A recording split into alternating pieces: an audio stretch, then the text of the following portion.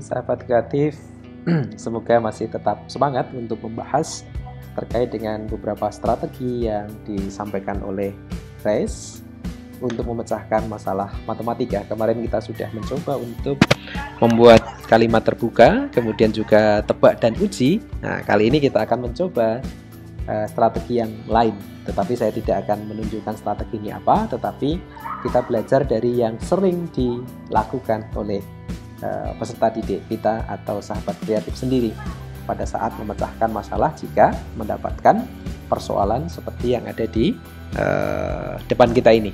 Ya, sahabat kreatif, kalau kita lihat di sini, nah ini ya, ini kan terdapat 1000 bilangan asli, ya, 1000 bilangan asli yang pertama, 1000 bilangan asli yang pertama.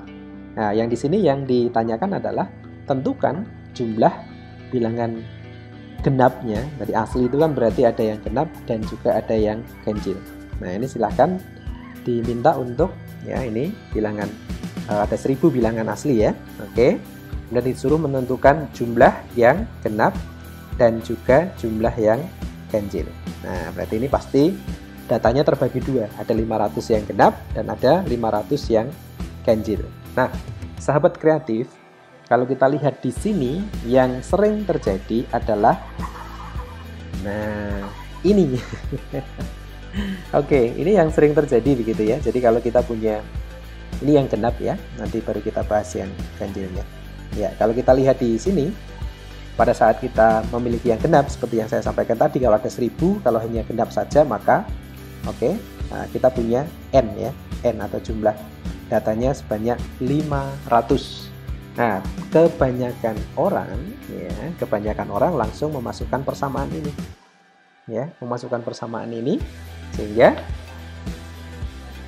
berdasarkan persamaan ini kemudian dimasukkan untuk, ya, dimasukkan ke dalam persamaannya. N-nya tadi 500 gitu ya, dibagi 2, kemudian ini A-nya, suku yang pertama itu 2 dan suku yang terakhir adalah 1000. Nah, sehingga dari sini kita dapatkan 500 dibagi 2, 250 dikalikan dengan 1000 ditambah 2 berarti 1002. Nah, sehingga kita dapatkan 250.500. Ini adalah strategi yang sering digunakan. Tetapi bagaimana kalau kita lupa persamaan ini? Nah, oke, kita lupa persamaannya ini, maka kita akan mengalami kesulitan pada saat persamaan itu sudah lupa, maka kita sudah akan kehilangan cara untuk menyelesaikan ini. Nah, sekarang bagaimana kita tetap bisa mengerjakan ini secara baik? Ya, oke, sekarang perhatikan di sini sahabat kreatif, kita punya tadi 2, oke, ada 4, kemudian ada 6 ya.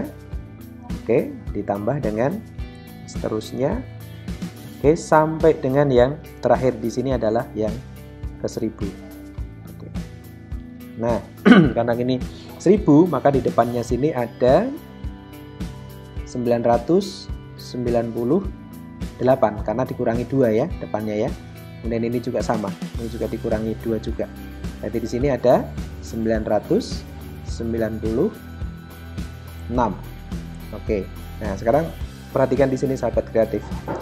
Kita punya suku yang pertama dan suku yang terakhir. Nah, berarti ini kalau kita jumlahkan kita dapatkan 1002. Kemudian kalau ini kita jumlahkan juga, ini dapatnya juga 1002.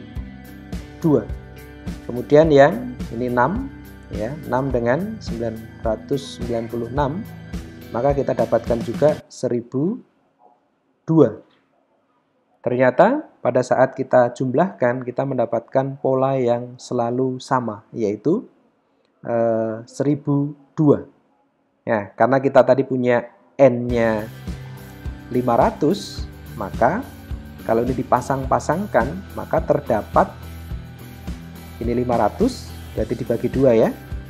Dibagi 2 berarti ada 250 pasang. Ya. 250 pasang yang bernilai ya, bernilai 1002. Sehingga kalau ini dihitung, maka hasilnya ya 250 dikalikan dengan 1002. Hasilnya sama, yaitu 250 500. Sama dengan yang ini. Nah, ini yang disebut dengan mengubah pandangan. Jadi, strategi ini disebut sebagai mengubah pandangan. Mengubah pandangan. Oke. Sehingga dari sinilah kita akan bisa melihat masalah-masalah yang kita berikan itu menjadi sesuatu yang tanpa harus memikirkan rumusnya, tetapi kita bisa mencari ya alternatif-alternatif lain dari pola-pola yang ada sehingga kita dapatkan hasil yang sama. Sehingga jangan sampai kita mudah putus asa karena sudah lupa rumusnya, maka kita sudah selesai, game over gitu ya. Tapi di sini kita punya kesempatan untuk mencari ya cara lain dengan mengubah pandangan kita.